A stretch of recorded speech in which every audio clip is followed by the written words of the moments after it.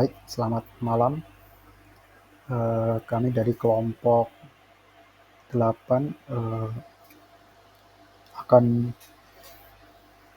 akan mencoba untuk mendemokan aplikasi yang kita bangun dari kelompok 8, yaitu adalah Broadly. Nah, jadi aplikasi ini untuk manajemen tugas atau to-do,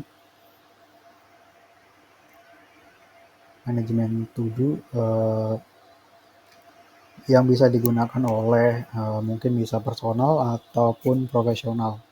Nah, di sini untuk menunya itu ada home, kemudian board, kemudian di sini ada task list, kemudian juga ada profile.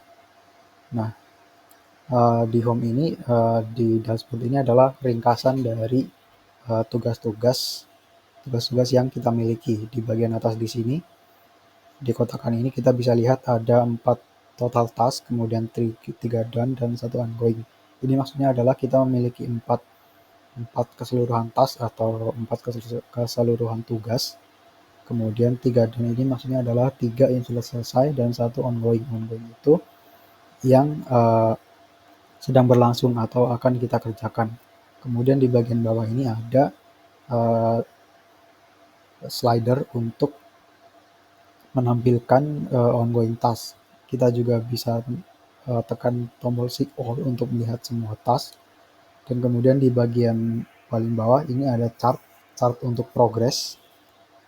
Nah, untuk progress sendiri ini adalah progress seberapa banyak task yang telah dikerjakan dalam 1 bulan. Misalkan di bawah ini ada bulan Juli, ini berhasil menyelesaikan 3 task. Nah, kemudian di sini ada menu board. Board itu adalah sebuah grup untuk beberapa task. Jadi satu board ini memiliki kumpulan beberapa task. Misalkan di sini ada board namanya school. Nah, ketika kita klik, nah di sini ada beberapa task yang merupakan grup dari school atau board school. Nah, di sini di menu board kita bisa mengedit board dan juga menghapus. Kemudian kita juga bisa menambahkan. Ini saya coba demokan untuk menambah board. Kita bisa mengetik nama board, misalkan personal. Kemudian kita pilih ikonnya. Misalkan di sini heart. Oke. Nah, di sini akan bertambah satu board yang bernama personal dengan icon heart. Oke. Kita juga bisa mengedit board. Contoh misalkan saya edit yang ini, saya edit menjadi school. Nah, kemudian ketika kita ingin menuju ke task yang ada di board, kita tinggal klik di board itu. Nah, kita akan diarahkan ke task yang ada di board tersebut. Ini adalah task yang ada di board school. Nah, kemudian untuk menambahin task kita bisa pencet tombol tambah di bawah ini, tombol plus. Nah, di sini akan keluar modal untuk menambahkan task. Contohnya misalnya saya akan menambahkan task belajar pemrograman. Nah, di sini ada title, kemudian subtitlenya adalah misalkan saya isi mulai belajar pemrograman Java. Description ini adalah deskripsi dari tasknya. Misalkan di sini saya isi mulai saya akan mempelajari bahasa Java untuk dapat membangun beberapa aplikasi Java. Oke, kemudian di sini kita pilih boardnya. boardnya adalah ini ya. Nah, kemudian kita bisa pilih priority-nya. Priority-nya misalkan low, medium, atau high. Misalkan saya set low. Kemudian kita bisa pilih start date dan end date. Ini misalkan saya pilih end date-nya adalah bulan Agustus. Kemudian klik OK. Nah, maka dia akan bertambah satu lagi di sini ongoing. Nah, di task ini kita juga bisa menuju ke detail task. Caranya dengan mengklik task ini, task card ini, kita klik, kita akan menuju ke detail task. Nah, di detail task ini kita juga bisa menambahkan subtask. Di sini ada keterangan mulai belajar pemrograman Java, kemudian ada deskripsi. Nah, misalkan saya tambahkan subtask, yaitu misalkan pengenalan Java. Oke. Nah, kemudian misalkan saya tambahkan lagi, misalkan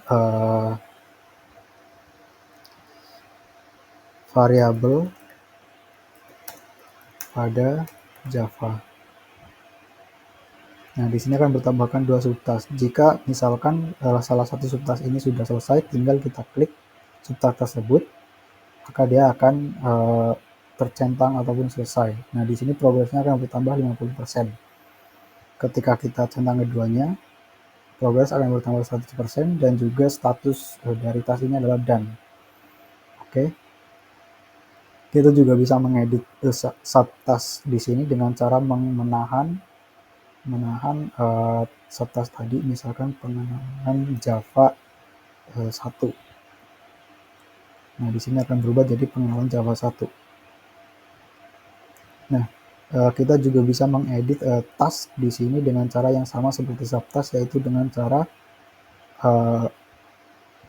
menahan dari task itu, dan ini akan bisa diedit. Misalkan belajar pemrograman dasar. Oke. Nah, di sini sudah berubah. Kemudian di sini ada juga search, ini untuk mencari task. Misalkan saya cari belajar. Nah, ketika di enter, ini akan terfilter yang hanya belajar saja.